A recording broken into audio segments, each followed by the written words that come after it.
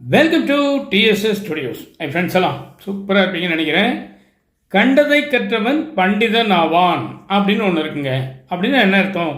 எதை படித்தாலும் அவன் பண்டிதன் ஆகிடுவான் அப்படிங்கிறாங்க. அப்படி இருக்கும்போது குறிப்பிட்ட புத்தகங்களை, நூல்களை, அந்த மாதிரி உபயோகமான விஷயங்களை படிக்கிறவங்க இவ்வளோ பெரிய ஆளாகிடுவாங்க இல்லைங்களா? 1931 இந்தியா எப்படி இருந்திருக்கும்? ஒரு சின்ன கற்பனை பண்ணி பாருங்கள். சுதந்திர போராட்ட காலம், அடக்குமுறை, ஆங்கில ஆட்சியின் கீழ் அடிமைத்தனம், எத்தனையோ பிரச்சனைகள், சில நல்ல விஷயங்களும் இருந்ததுன்னு சொல்கிறாங்க. விலைகள்லாம் ரொம்ப மலிவாக இருந்தது, எல்லாம் தாராளமாக கிடைச்சது அப்படின்லாம் சொல்கிறாங்க. என்ன இருந்தாலும் ஒரு எலிக்கு தலையாக இருப்பதை விட ஒரு புலிக்கு வாளாக இருப்பதில் என்ன பெருமை? ஆனால் மன்னார்குடியில் பாருங்க, மேலவாசல்னு ஒரு கிராமத்தில் வித்தியாசமாக சிந்திச்சிருக்காங்க. அந்த ஒரு இக்கட்டான சூழ்நிலையில் எப்படி ஒரு மனிதனால் இப்படி சிந்திக்க முடியும்? 1931 அக்டோபர் 21 அதாவது இன்னைக்கு மன்னார்குடியில் மேலவாசல் அப்படிங்கிற ஒரு கிராமம். அங்கே பாருங்க, எஸ்வி கனகசபை பிள்ளை அப்படிங்கிறவர் கொஞ்சம் வித்தியாசமாக சிந்திச்சிருக்கார்.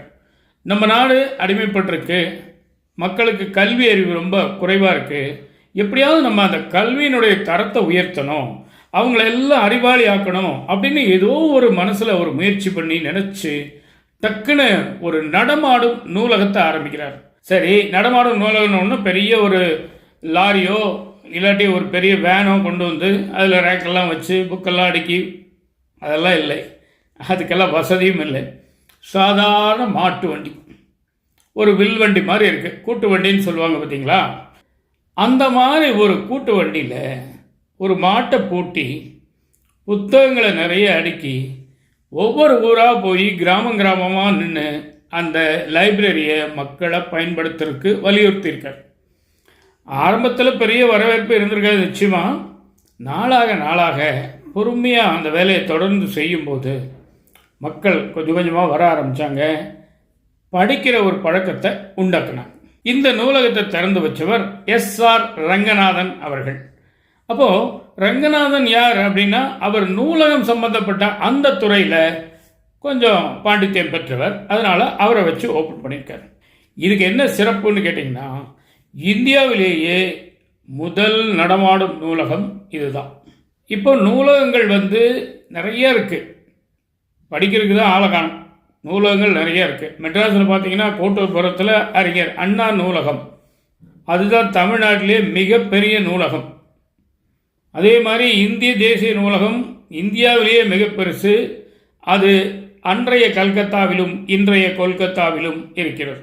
நாங்கள்லாம் மெட்ராஸில் ஸ்கூலில் 7வது 8வது படிக்கும்போதே எக்மோர் பக்கத்தில் கல்லூரி சாலை அப்படின்னு ஒரு ரோடு இருக்குது, காலேஜ் ரோடுன்னு சொல்லுவாங்க. அதில் டிபிஐக்குள்ள சில்ட்ரன் லைப்ரரி இருக்கும். அந்த சில்ட்ரன்ஸ் லைப்ரரியில் அப்போவே நாங்கள் மெம்பர் ஆகி புத்தகங்களாக எடுத்துகிட்டு படிச்சுட்டு திருப்பி கொண்டு போய் கொடுப்போம். திங்கக்கிழமை எடுத்தால் வியாழக்கிழமை கொடுப்போம், வியாழக்கிழமை எடுத்தால் திங்கக்கிழமை கொடுப்போம். இந்த மாதிரி அந்த கல்லூரி சாலைக்கு இப்போ லேட்டஸ்ட்டாக பேர் மாற்றிருக்காங்க, ஜெய்சங்கர் சாலை. அவர் ஒரு பிரபல நடிகர், உங்களுக்கெல்லாம் தெரியும். அவர் அந்த சாலையில் தான் குடியிருந்தார். முதல் வீடு என்னமோ 2ஆம் நம்பராக இருக்கும்னு நினைக்கிறேன். அதனால் அந்த லைப்ரரி, புத்தகம் படிக்கிறது அப்படிங்கிறது மனிதனுக்கு ரொம்ப அத்தியாவசியமான ஒரு விஷயம். அந்த நடமாடும் லைப்ரரி தோன்றின நாளை இன்றைக்கி நாம் நினச்சி பார்க்க வேண்டியிருக்கு, 4 பேருக்கு சொல்ல வேண்டியிருக்கு, தெரியாதவங்களுக்கு தெரிஞ்சுக்கலாம். அது ஒரு நல்ல விஷயம். அது ஒன்று.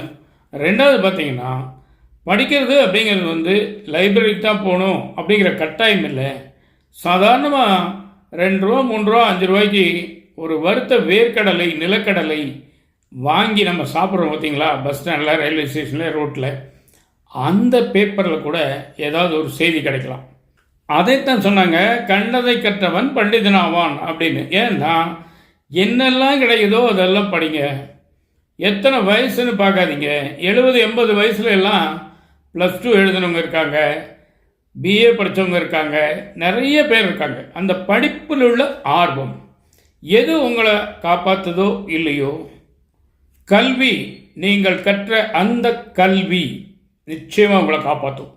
இது குறிப்பாக இன்றைய இளம் தலைமுறையினருக்கும் பள்ளி கல்லூரியில் படிக்கிற மாணவர்களுக்கும் ஆன செய்தி. ஆனால் அந்த கஷ்டப்பட்டு படிக்கிறவங்க என்ன படிக்கிறோம், ஏன் படிக்கிறோம், இதனால் என்ன லாபம் அப்படிங்கிறத அவங்க உள் வாங்கிட்டாங்கன்னு சொன்னால் படிப்பை விட மாட்டாங்க. அந்த படிப்பு எப்படி உதவும், ஏன் உதவும்னு யாராலையும் சொல்ல முடியாதுங்க. கண்டிப்பாக உதவும். அந்த நம்பிக்கை தான் நமக்கு வேணும். இதான் இன்றைக்கி விஷயம். நிச்சயமாக இந்த விஷயம் உங்களுக்கு பிடிச்சிருக்கும்னு நினைக்கிறேன். உங்கள் கருத்துக்களை எதிர்பார்க்குறேன். மீண்டும் அடுத்த எபிசோடில் சந்திப்போமா? அதுவரை உங்களிடம் வந்து விடைபெறுவது உங்கள் அன்பன் டி. சண்முக சுந்தரம், போத்தனூர், கோயம்புத்தூர். நன்றி, வணக்கம்.